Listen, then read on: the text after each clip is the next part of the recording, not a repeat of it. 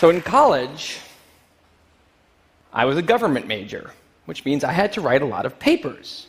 Now, when a normal student writes a paper, they might spread the work out a little like this. So, you get started maybe a little slowly, but you get enough done in the first week that with some heavier days later on, everything gets done and things stay civil. And I would want to do that like that. That would be the plan. I would have it all ready to go, but then actually the paper would come along, and then I would kind of do this. And that would happen every single paper. But then came my 90-page senior thesis, a paper you're supposed to spend a year on. I knew for a paper like that, my normal workflow was not an option. It was way too big a project. So I planned things out, and I decided I kind of had to go something like this. This is how the year would go. So I'd start off light, and I'd bump it up in the middle months. And then at the end, I would kick it up into high gear. It's just like a little staircase. How hard could it be? Just walk up the stairs. No big deal, right? But then, funniest thing happened. Those first few months, they came and went, and I couldn't quite do stuff. So we had an awesome new revised plan. But then those middle months actually went by, and I didn't really write words. And so we were here. And then 2 months turned into 1 month, which turned into 2 weeks. And one day I woke up with 3 days until the deadline, still not having written a word, and so I did the only thing I could. I wrote 90 pages over 72 hours, pulling not one but 2 all-nighters. Humans are not supposed to pull 2 all-nighters. Sprinted across campus, dove in slow motion, and got it in just at the deadline. I thought that was the end of everything. But a week later, I get a call, and it's the school. And they say, "Is this Tim Urban?" And I say, "Yeah." And they say, "We need to talk about your thesis." And I say, "Okay." And they say, "It's the best one we've ever seen."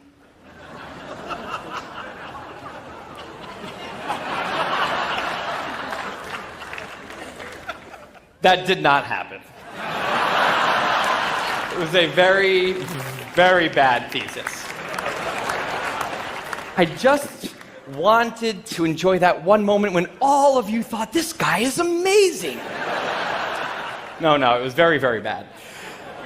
Anyway, today I'm a writer, blogger guy. I write the blog Wait, But Why?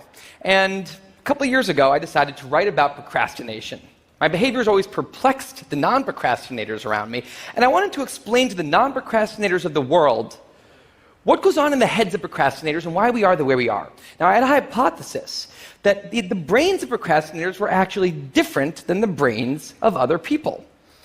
And to test this, I found an MRI lab that actually let me scan both my brain and the brain of a proven non-procrastinator, so I could compare them, and I actually brought them here to show you today, and I want you to take a look carefully to see if you can notice a difference. And I know that if you're not a trained brain expert, it's not that obvious, but just take a look, okay?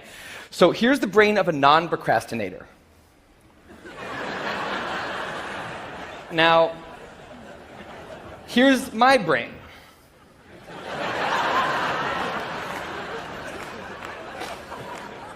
There is a difference. Both brains have a rational decision maker in them, but the procrastinator's brain also has an instant gratification monkey. Now, what does this mean for the procrastinator? Well, it means everything's fine until this happens.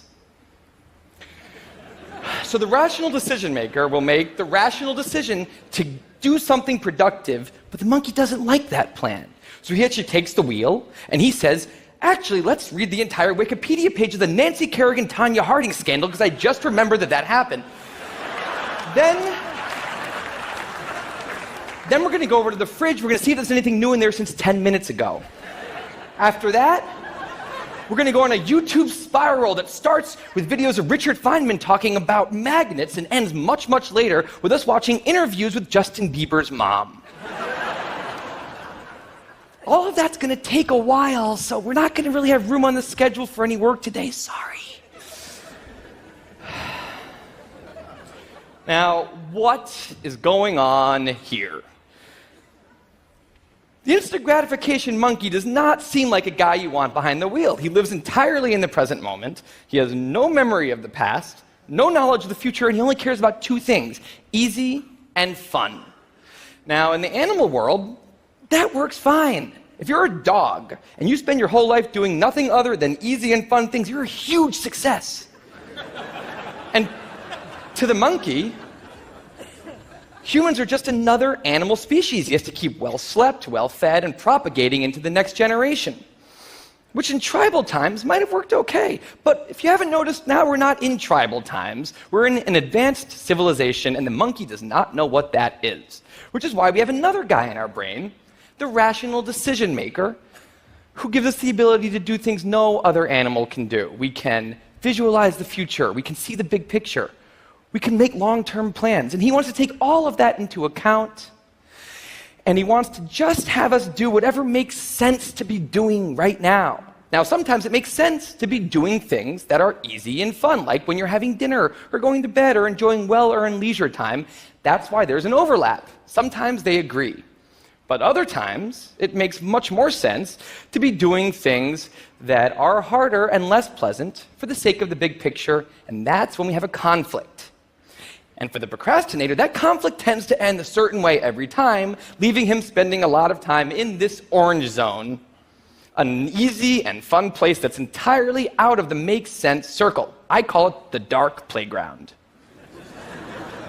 Now, the dark playground is a place that all of you procrastinators out there know very well. It's where leisure activities happen at times when leisure activities are not supposed to be happening. The fun you have in the dark playground isn't actually fun because it's completely unearned, and the air is filled with guilt, dread, anxiety, self-hatred, all those good procrastinator feelings. And the question is, in this situation, with the monkey behind the wheel, how does the procrastinator ever get himself over here to this blue zone? A less pleasant place, but where really important things happen. Well, it turns out that the procrastinator has a guardian angel, someone who's always looking down on him and watching over him in his darkest moments, someone called the panic monster.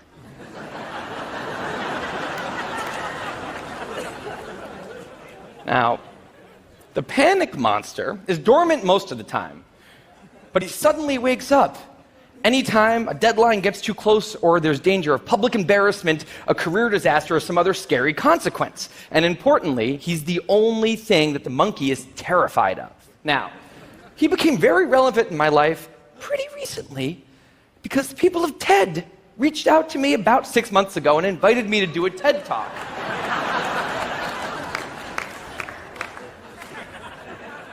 Now, of course, I said yes. It's always been a dream of mine to have done a TED Talk in the past.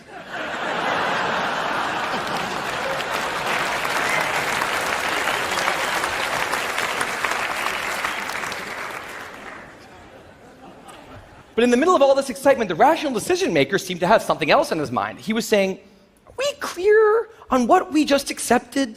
Do we get what's going to be now happening one day in the future? We need to sit down and work on this right now.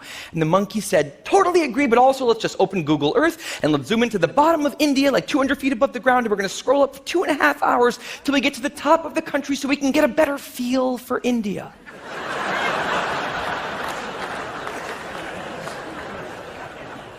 So that's what we did that day.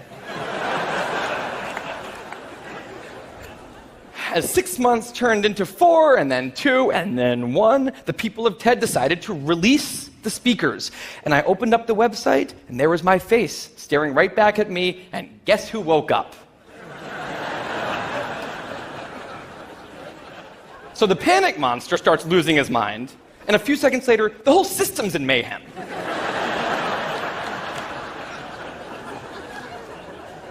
And the monkey, who, remember, he's terrified of the panic monster, boom, he's up the tree.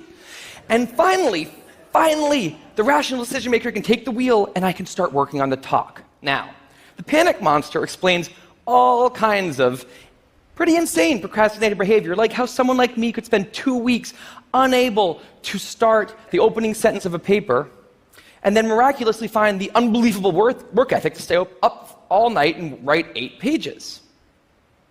And this entire situation with the 3 characters, this is the procrastinator's system. It's not pretty, but in the end, it works.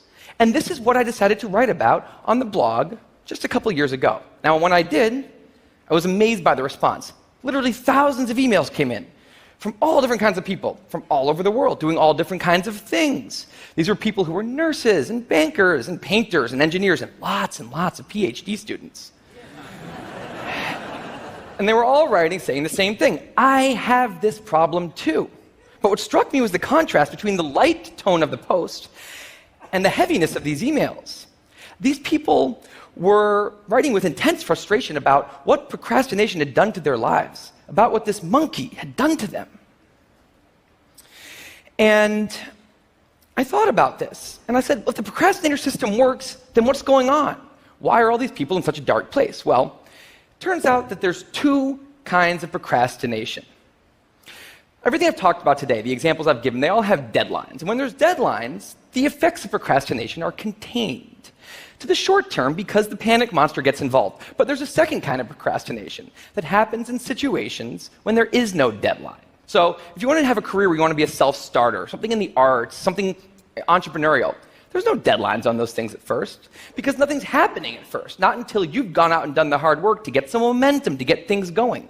There's also all kinds of important things outside of your career that don't involve any deadlines, like seeing your family or exercising and taking care of your health, working on your relationship, or getting out of a relationship that isn't working. Now, if the procrastinator's only mechanism of doing these hard things is the panic monster, that's a problem because in all of these non-deadline situations, the panic monster doesn't show up. He has nothing to wake up for. So the effects of procrastination, they're not contained. They just extend outward forever. And it's this long-term kind of procrastination that's much less visible and much less talked about than the funnier, short-term, deadline-based kind. It's usually suffered quietly and privately, and it can be the source of a huge amount of long-term unhappiness and regrets. And I thought, that's why these people are emailing, and that's why they're in such a bad place. It's not that they're cramming for some project. It's that long-term procrastination has made them feel like a spectator at times in their own lives. The frustration was not that they couldn't achieve their dreams, it's that they weren't even able to start chasing them. So I read these emails and I had a little bit of an epiphany that I don't think non-procrastinators exist. That's right, I think all of you are procrastinators. Now, you might not all be a mess, like some of us, and some of you may have a healthy relationship with deadlines. But remember, the monkey's sneakiest trick is when the deadlines aren't there. Now, I want to show you one last thing. I call this a life calendar. That's one box for every week of a 90-year life. That's not that many boxes, especially since we've already used a bunch of those. So I think we need to all take a long, hard look at that calendar. And we need to think about what we're really procrastinating on, because everyone is procrastinating on something in life. We need to stay aware of the instant gratification monkey. That's a job for all of us.